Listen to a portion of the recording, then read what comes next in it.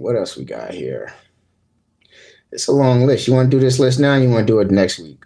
Bro, nobody want to do that long ass list, bro. Just do like two. We're gonna do this list next week. I could do two. You go ahead. Just You do pick. two, bro. Let's just do two. Pick two, You and then we can do the rest. pick two. No, you pick one. I pick one. So this right now is a something approved list, and I'm gonna go ahead and say who do I think has something approved next year. I think I'm gonna go ahead and say Aiden. I think Aiden has something to prove coming into this season because Aiden, they have a big three, but like they could say four. He's supposed to be a star. He's supposed to be this guy that you drafted him, and he was going to be the piece with Book to turn the franchise around. And he just has this reputation around him that he doesn't like it there. He's unenthusiastic about playing ball. And now it's like typically when you get a big three, you got KD, Book, Beal. Usually one of them would get the tag of like the Kevin Love, the Chris Bosh. But it's not. Neither one of them, none of them are going to get that tag. That tag is going to Aiden. And the eyes are going to be on Aiden if he can come in, do what he's supposed to do, play his role, and not just be passive on the court, not get out there and have problems and put statements out there that's like, does he not like the team? So I think Aiden, he's gonna face a lot of scrutiny because when it's gonna come up to numbers, this, and this, he's gonna be the guy. They're gonna treat him and look at his numbers like Aiden ain't doing nothing. He getting paid all this money. They need somebody else. They need to trade him. So Aiden is gonna have to deal with a lot this season. And that playoff run that he had against Jokic didn't help. That only just like, I don't know. I just think like the organization, I thought he had been traded, but he's still there. So I think he has something to prove going in. He has the opportunity to prove that he can be a team player and he can be productive and have effort. Because I think the reputation for him is that he doesn't have effort. He doesn't want to be there. And I think he could disprove it. I think he could beat the Chris Bosh, Kevin Love allegations. I don't know because all them guys you named were the third option. He's the fourth option.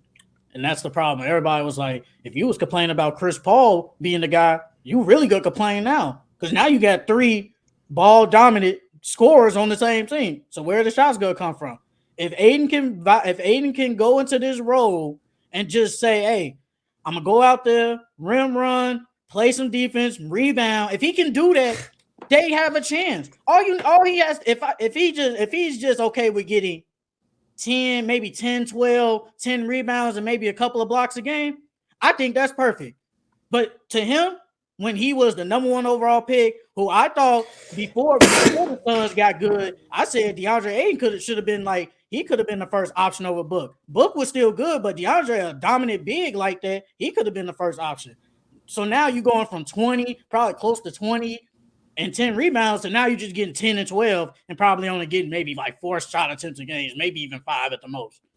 If he can just do that, I think they'll be okay. And I think I gotta see first. I gotta see after say the first month. Let's see what he does. Because I know all the eyes are gonna be on the Suns this year.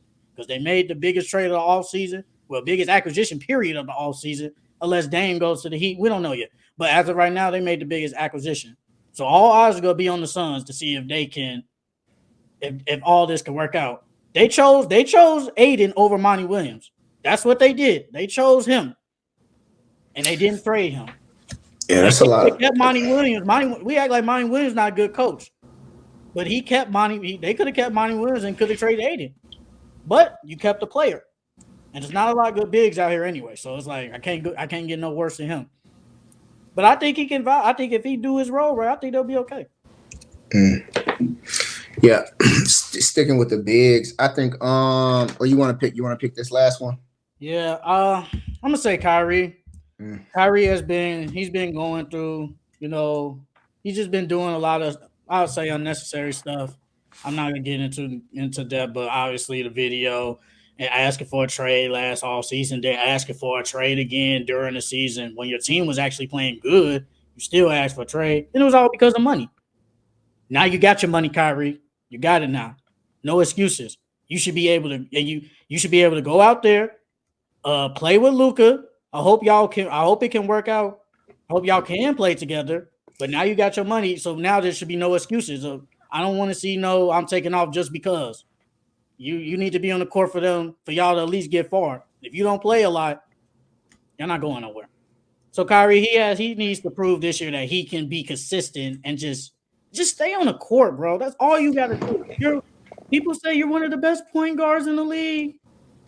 You're one of the best. You're probably the best finisher in the league. Got the best handles of all time. So, but when you've been missing out since you've been with Brooklyn, basically, we don't see it a lot. So now is your time to prove everybody wrong and just stay on the court. That's all you got to do. Yeah, that's a real good expectation for Kyrie. I say pretty much, real close to the same things. Like Kyrie, I think this season going in, he has a fresh slate. So I think last year he had the same opportunity, fresh slate, but it was glooming over the gray clouds were there. It was glooming about the contract. Would they extend him? Would they not? But now he doesn't have any attention going in. There's no talk of contracts. There's no trade. There's no I want to go to LA. There's no team back up with Bron. And everyone forgave him for his accidental link sharing. And the shoes, and he got new shoes coming out. So it's just like Kyrie has a chance right now in Dallas to prove that he can be a team player, that he can stay on the court, that it's not always drama attached to his name, that Kyrie can get out there and he could win for you, that he could help you win without any locker room, off-court distractions. And I think, honestly, if Kyrie can do that for you, stay on this team, I don't think he's going to be just a backseat player like we think he is. Like, it was like, when Bron went back to Cleveland, it was like they were both Batman. It was Batman, Superman, honestly. And I don't know if I think Luka's really great. Luka may be the better player already than Kyrie. He's still young in his career, but I think he'll pass him. If you say it now, I think this is a good debate. I think a lot of people disagree with you. But Kyrie, he has a real good chance of maybe having like his best season yet. Maybe having like his, his MVP caliber season. Like Paul George had his OKC MVP caliber season. Kyrie has his chance right now. He has a good team around him. He's more mature. He's making less mistakes. He's talking less publicly. And yeah, it's a clean slate going in. No contract talk or any of that. So yeah, I'm excited to see how Kyrie handles this new opportunity. All you gotta do is stay on the court, bro. That's all you gotta do. Stay on the court. Don't say no OD stuff, and everybody will be fine. The minute you say something OD, then here we go again, bro. It's been like that. It's been like that since your first year and with Brooklyn. It's always something. Like, first you want to tell players not to go to the bubble. Like, what are you doing? Then you missing games because of the riot stuff, and then you going to your sister's birthday party. Come on, bro. Be serious. Hey, that's acceptable. Family come first. Family come first. Okay. No. Okay. Then you missing because of the contract. You're asking for trades. It's like, come on, bro. Like, last year, y'all played good. I feel like if they would have stayed together, could they have won? I ain't gonna say they would have won, but they would have had a chance. But I feel like the Brooklyn, they would have saw Kyrie wasn't no distraction. He played really good. They probably would have rewarded him with a contract. Nope, he doesn't do that. In the midst of you guys winning, probably because they was on a big winning streak at one point too. They won like 10 out of their last 13 or something like that. He asked for a trade. It's like, come on, bro, be serious. Because he just felt like they wasn't gonna give him the money. But like you said, he got his money now. No distractions. Everything should be good. But with Kyrie, who knows?